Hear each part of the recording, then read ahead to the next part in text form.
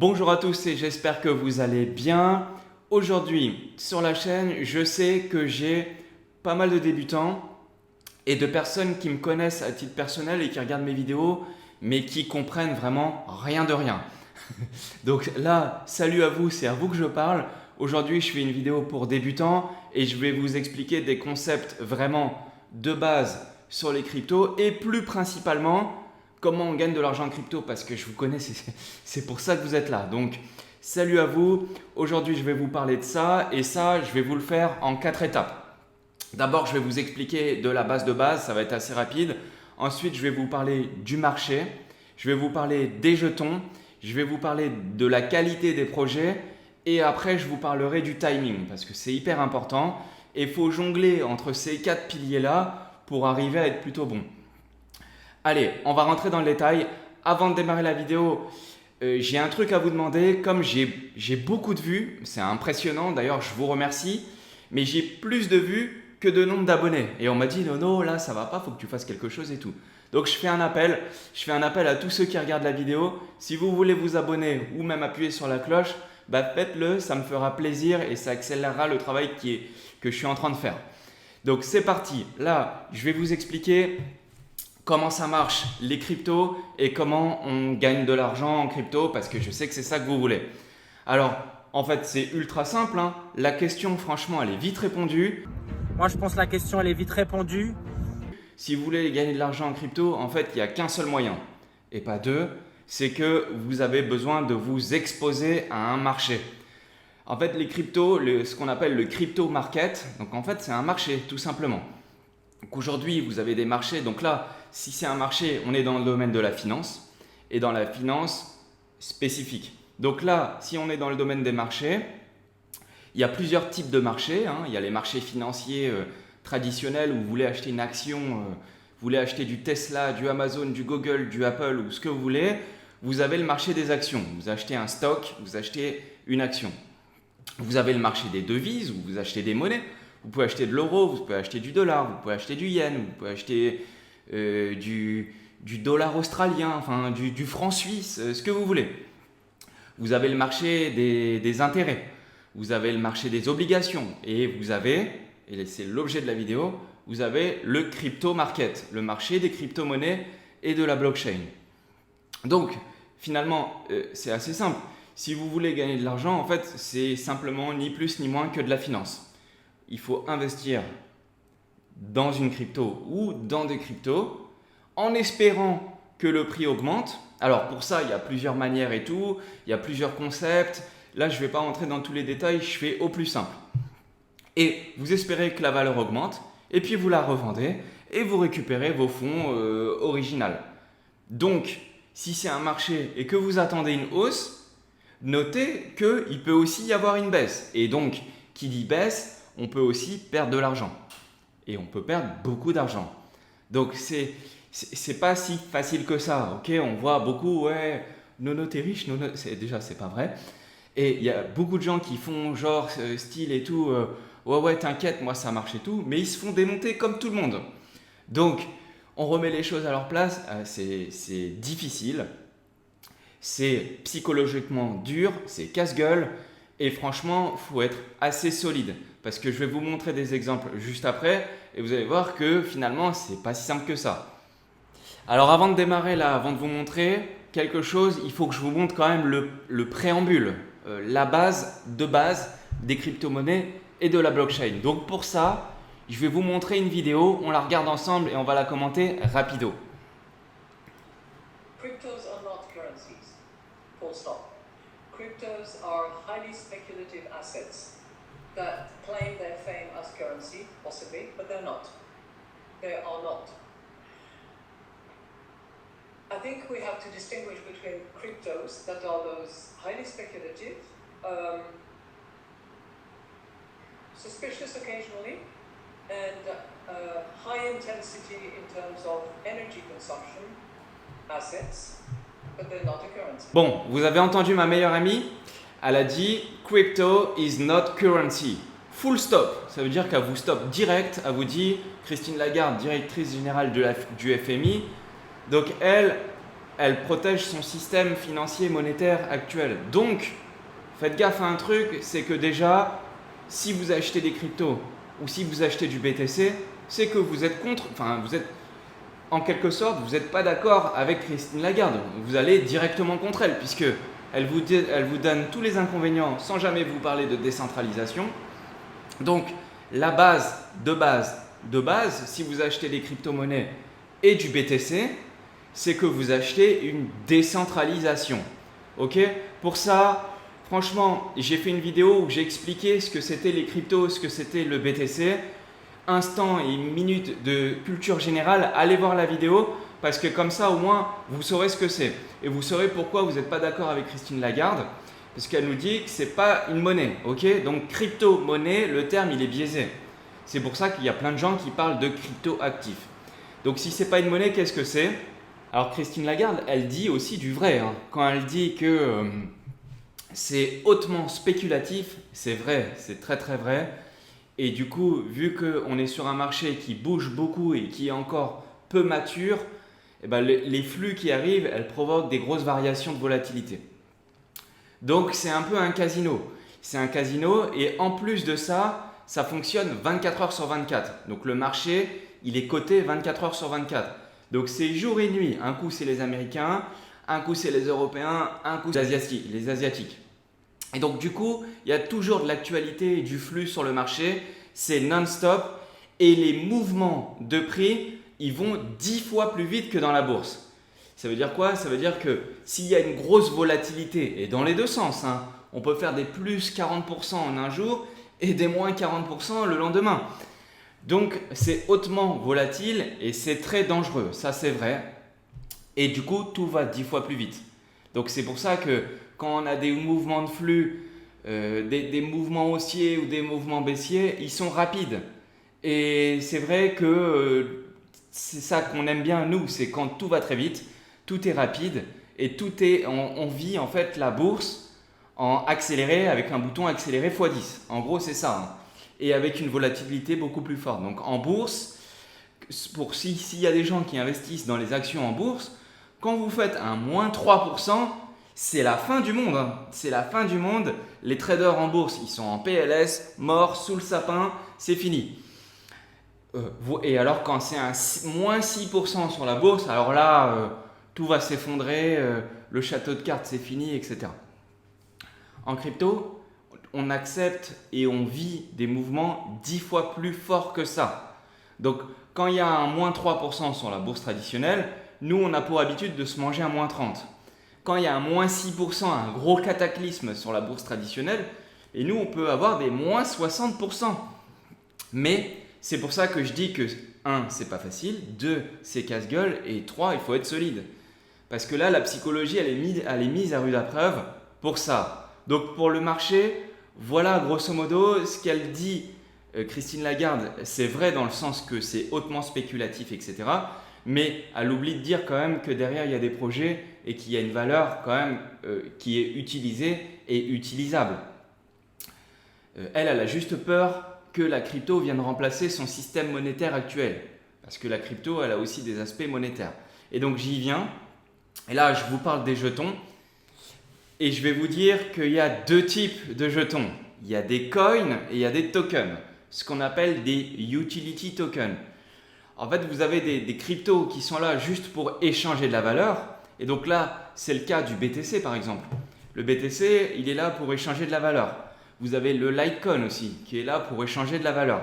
En gros, les coins, donc comme son nom l'indique, les coins, les pièces, c'est des cryptos qui sont là pour acheter, vendre, distiller de la valeur et aussi utiliser dans le sens de ce que Christine Lagarde dit. Et c'est pour ça que Christine Lagarde a la peur du Bitcoin, parce que le Bitcoin, il est utilisé pour échanger de la valeur. Et maintenant, avec les layers 2, mais je fais un passage, hein, oubliez les layers 2, mais avec le Bitcoin et avec les nouvelles propriétés qu'on code sur le Bitcoin, maintenant on peut échanger de la valeur ultra rapidement. Et Christine Lagarde a la peur de ça. Et d'un autre côté, on a des utility tokens. Et les utility tokens, c'est des jetons.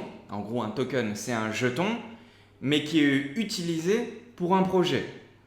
Donc là, il y a plein d'exemples que je peux vous donner, mais les utility tokens, ça peut être Ethereum, ça peut être tous les gros types Solana, Ethereum, Polkadot, le Mina, le Atom, en fait toutes les blockchains ou tous les projets qui ont des jetons qui sont utilisés et utilisables.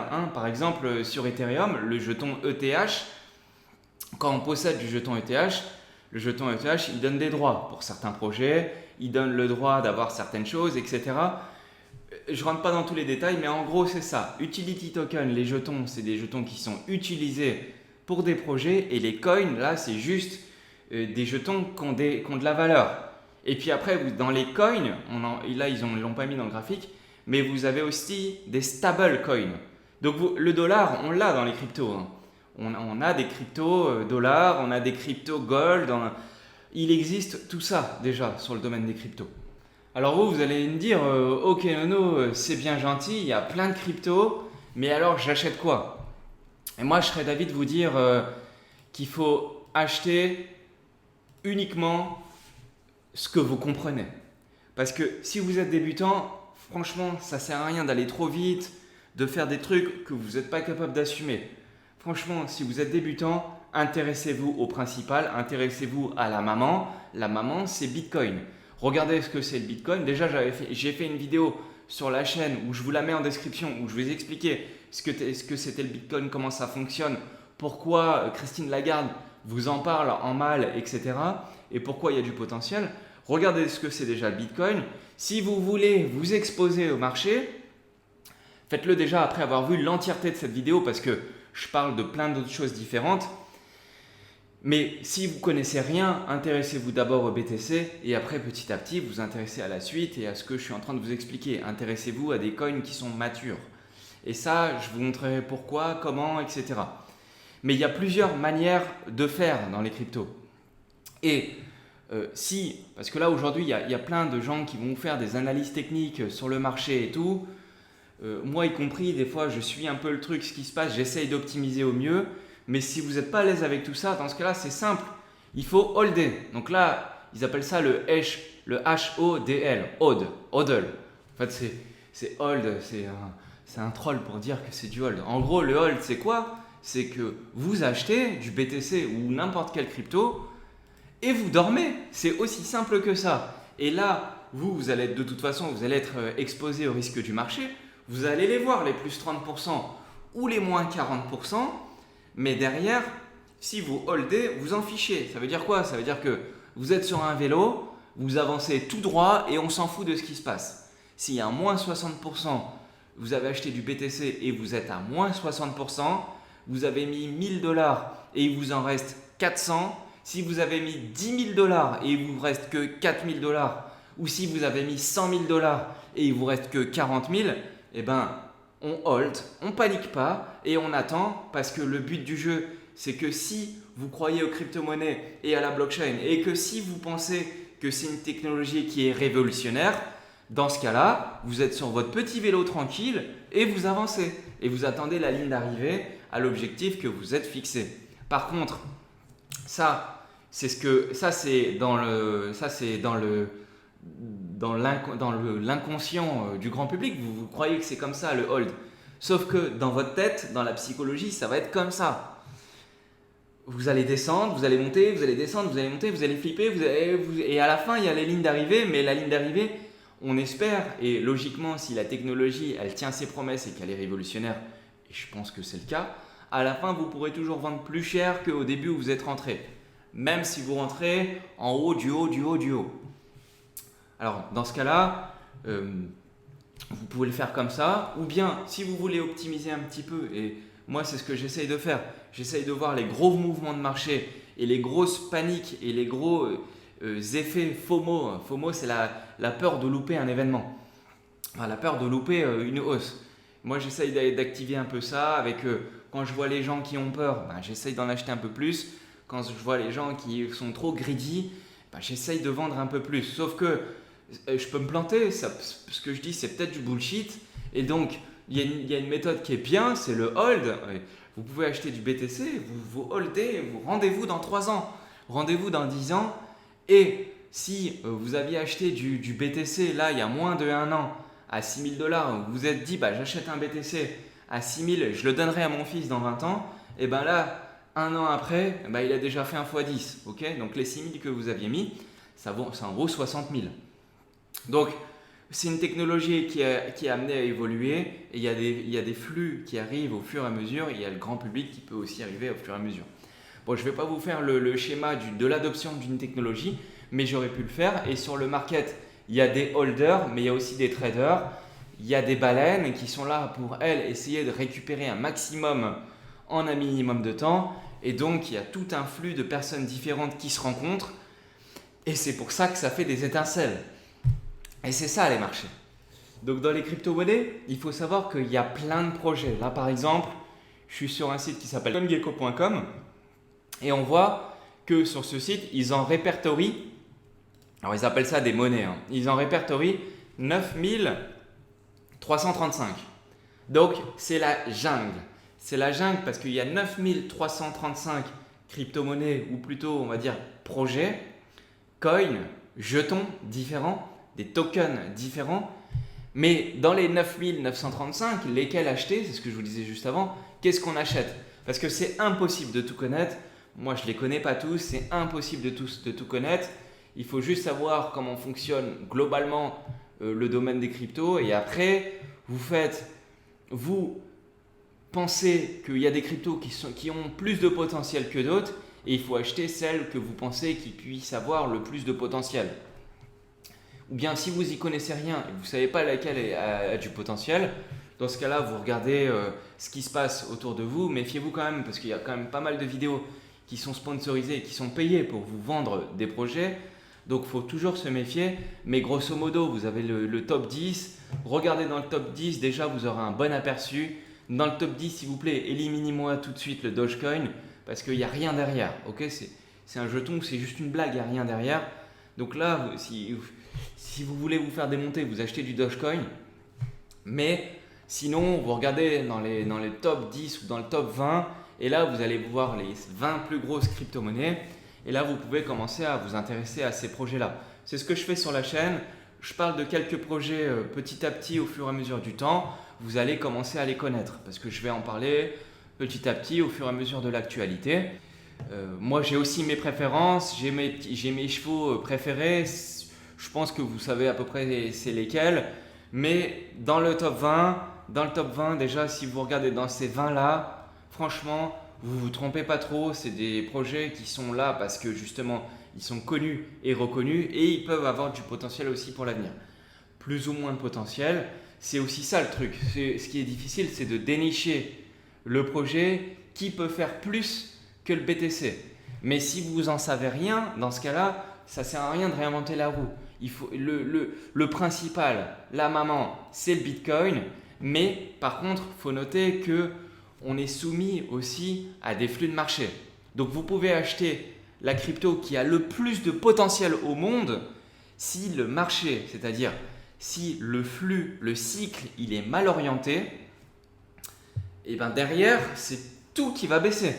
Okay, si le Bitcoin baisse, derrière, c'est tout qui baisse. Et en général, quand le Bitcoin il fait des grosses variations, et ben vous avez toutes les autres crypto-monnaies qui font des variations encore plus grosses. Donc c'est pour ça que si vous y connaissez rien, et c'est que si vous êtes débutant, intéressez-vous d'abord à la maman, au BTC, achetez-en juste ce que vous êtes prêt à assumer comme risque. Ça ne sert à rien de se faire des frayeurs et de mettre gros parce que vous avez entendu telle ou telle personne. Faites doucement, renseignez-vous, vous regardez et une fois que vous maîtrisez le truc et que vous savez ce que vous êtes en train de faire, parce que c'est surtout ça, si vous dites ouais j'achète du BTC parce que je crois que c'est bien, ça ne suffit pas. Il faut comprendre ce que c'est ou au moins dans les grandes lignes. Et vous, comme vous êtes soumis au marché financier, vous êtes soumis au crypto market. Et donc, vous avez un indice qui s'appelle le BTC-D, donc la BTC dominance, et qui mesure le flux du BTC contre toutes les autres cryptos. Et donc, ces flux-là, ils sont aussi suivis par les gros investisseurs. Et si vous avez une grosse baisse du BTC-D, ça veut dire que tous les altcoins, ils ont pris du pouvoir, et je pense qu'avec le temps, ils en prendront de plus en plus, parce qu'ils offrent de la valeur sur le marché, mais à un moment, le Bitcoin, il reprend toujours du poil de la bête. Et donc, si le Bitcoin, il reprend du poil de la bête, quand il y en a un qui tombe, en général, c'est le Bitcoin, et derrière, il emmène tout le monde avec lui. Donc, c'est important de regarder le BTCD et le prix du Bitcoin, c'est important. Alors là, je ne vous fais pas d'analyse, hein, je vous dis juste, c'est important de regarder ça parce que ça entraîne tout derrière, tout comme un château de cartes derrière, à la hausse comme à la baisse. Donc, c'est important de regarder ça. Après, ce qu'il faut savoir, c'est que dans les cryptos, allez, en général, alors ce que je dis, ça peut être amené à évoluer avec le temps en fonction de ce qui va se passer, mais généralement, il y a des grands cycles. Et ça, tous ceux qui sont dans les cryptos, logiquement, maintenant, ils doivent le savoir, mais il y a des cycles. Et les cycles, c'est toujours les mêmes. Ça veut dire quoi? Ça veut dire qu'il y a un cycle où la monnaie arrive, c'est-à-dire que le flux, la valeur arrive toujours, et il faut suivre en 4 phases. Hein. Le flux arrive toujours sur le Bitcoin en premier. Donc, quand vous avez des cycles qui se passent, ce qui est intéressant d'essayer de voir, c'est dans quel cycle on se trouve. 1, au niveau des prix, et 2, au niveau du transfert des flux. Parce que les flux, ils partent d'abord des fiat. Donc le fiat, c'est les monnaies fiduciaires, donc les euros, les dollars. Les gens, qu'est-ce qu'ils font? En premier, ils investissent dans le BTC. Donc le flux, il arrive toujours en premier sur le BTC. Donc je dis toujours, mais là c'est ce qui s'est passé dans le passé. Et si c'est ce qui s'est passé dans le passé, c'est potentiellement ce qui pourrait arriver dans le futur, on n'en sait rien. Mais logiquement, les cycles, ils sont comme ça dans les cryptos. Donc ça arrive en premier dans le BTC. Et une fois que le BTC il a bien pris, qu'il a pris beaucoup de valeur et que tout a été oublié à côté, bah les gens, qu'est-ce qu'ils cherchent? Ils cherchent à faire plus de rendement. Et s'ils cherchent à faire plus de rendement, ils vont aller dans des coins qui ont un market cap un peu plus petit. Donc, qui dit market cap plus petit, dit aussi plus spéculatif. Et qui dit spéculatif, dit variation de prix beaucoup plus forte. Donc, qu'est-ce qu'ils font? Une fois qu'ils ont gagné beaucoup d'argent sur les bitcoins, ils voient que le bitcoin il est à bout de souffle. Qu'est-ce qu'ils font? Ils basculent le flux, donc la valeur, le flux, boum, ou en phase 2 sur l'Ethereum. Donc l'Ethereum, on voit généralement dans les flux, c'est ce qui s'est passé en 2017, très fortement, et c'est ce qui se passe bien généralement, même quand il y a des petits flux, il peut y avoir des petits flux et des grands flux. Mais en général, ça se passe comme ça arrive sur l'Ethereum, et là, il y a l'Ethereum qui monte tout seul, et puis après, qu'est-ce qui se passe? Ça arrive à bout de souffle, les gens veulent encore plus de rendement, et qu'est-ce qu'ils font? Ils vont dans les large caps. Donc les large caps, vous avez Bitcoin, Ethereum, et je vous parlais du top 20, c'est tous ceux qui sont derrière le top 20. Et là, le flux, il se distille et il va dans les large caps. Donc on voit une augmentation de prix énorme sur les large caps. Et puis après, on a là ce qui s'appelle généralement dans le domaine des cryptos, la alt-season. Et la alt-season, là, vous avez les petits coins, les petits trucs qui peuvent faire des x10, des x20, et assez facilement parce que du coup, tout le monde a pris de l'argent sur le BTC, tout le monde a pris de l'argent sur l'Ethereum, tout le monde a pris de l'argent sur les large caps et derrière, tout le monde va prendre de l'argent sur la alt season. Et derrière, en général, le flux après une alt season, ça se calme. Et ça se calme, je parle de la BTC dominance uniquement, mais au niveau des prix, derrière, ça va go down. Hein. En général, ça part vers le bas et derrière, il peut y avoir un potentiel bear market, etc. Donc, toute la difficulté, c'est de savoir où on en est. Et ça, c'est hyper dur de le savoir parce que si tout le monde savait, là, je vous parle des grandes phases, mais après, il y a des variations dans tout ça. Si on savait comment ça allait se passer, on serait déjà, tous ceux qui sont dans les cryptos, ils seraient déjà tous multimillionnaires. Alors, il y en a déjà beaucoup qui sont multimillionnaires, mais ce n'est pas évident de prévoir les flux et de comment ça se passe. Donc, il faut bien regarder la BTC dominance et de voir où est le Bitcoin par rapport à ses pairs. Okay, donc, où est le Bitcoin par rapport à ses pairs? Et là, on voit que... alors, il faudrait le regarder longtemps avant. Donc là le graphique, on va le mettre sur 5 ans. Donc, avant le BTC, il avait toute la valeur. Et donc là, on voit ce que je vous disais, en 2017, le BTC... le flux, il est parti d'abord sur l'Ethereum, puis sur les large caps, puis en alt season. Et donc, il y avait les valeurs, elles étaient toutes sur les coins, sur les autres coins que le Bitcoin. Et puis après, qu'est-ce qui s'est passé là en début 2018? Les prix, ils se sont fait démonter, mais sur un bear market, mais comme il y a des gens qui ont laissé des plumes, et beaucoup, et derrière, tout a perdu moins 80. Il y a des coins qui ont perdu entre moins 90 et moins 98%. Et il y a des trucs qui sont jamais remontés. Donc, il faut bien voir où en est le Bitcoin par rapport à ses pairs et où on pourrait aller. Donc là, on a des flux comme ça qui montent et qui descendent. Moi, je ne peux pas vous dire qu'est-ce qui va se passer. Après, on peut essayer d'estimer, de faire des probabilités. Mais en tout cas, il faut bien noter que le flux, généralement, il se passe comme ça. Donc, ça veut dire que quand il y aura un gros bull market, peut-être qu'il est déjà passé, j'en sais rien, mais quand il y aura un gros bull market, il arrivera d'abord sur le Bitcoin, ensuite sur l'Ethereum, ensuite sur des large caps et ensuite sur la altcoin. Et derrière, boum, effet inverse, c'est ce qui se passe. On remonte et le BTC il reprend toute sa valeur. Et derrière, il y a tout le reste qui végète. Et attention, une variation de prix du BTCD entre 40 à 60 ou de 40 à 50, c'est énorme. C'est massif, c'est énorme. Il y a tout qui se pète la gueule.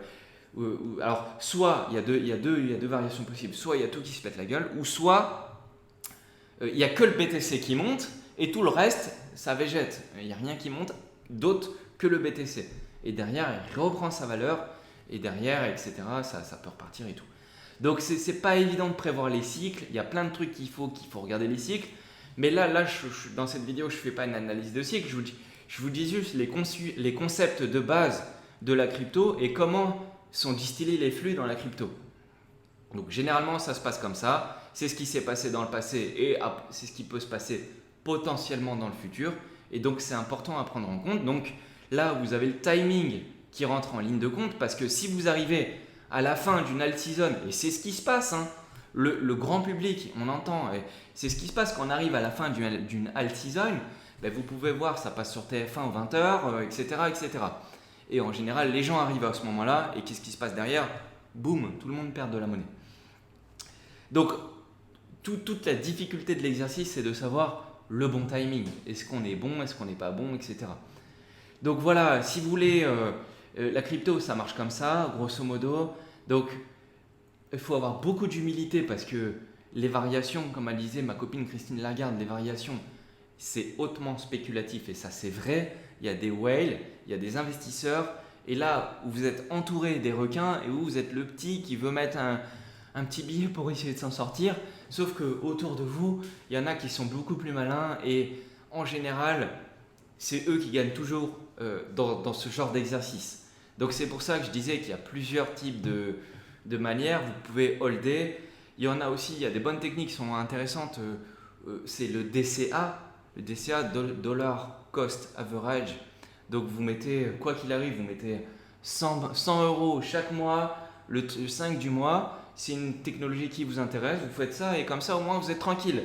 Et vous ne regardez pas quand il y a des moins 90% et des plus 200 ou des plus 600%. Et au moins vous flippez un petit peu moins. Voilà, à tous ceux qui voulaient savoir comment on gagne de l'argent en crypto, comment ça fonctionne, etc. En fait, il va falloir s'y intéresser de près parce que c'est chaud, parce que le market, il va vite. C'est pas comme dans la bourse où genre la dernière vraie grosse crise, mis à part celle du Covid où il y a eu un flash crash mais vite fait, la dernière vraie grosse crise c'était en 2007. Donc là on est en 2021, c'était il y a 13 ans. Donc là, en bourse, il faut s'armer de patience. Et en crypto, ça va beaucoup plus vite, donc il y a un effet casino. Il y a un effet casino et c'est aussi ça qui fait que c'est bien parce que les cycles, ils vont 10 fois plus vite. Et s'ils vont 10 fois plus vite, vous arrivez en haut d'un cycle quand tout le monde est chaud du slip, et derrière, bam, c'est ça qui se passe. Donc s'il vous plaît, un peu d'humilité, on ne sait pas quand est-ce que on va gagner ou quand est-ce qu'on va perdre. Il faut regarder les cycles. On essaye de faire de notre mieux. Peut-être que demain matin, on va se manger à moins 80% et c'est possible.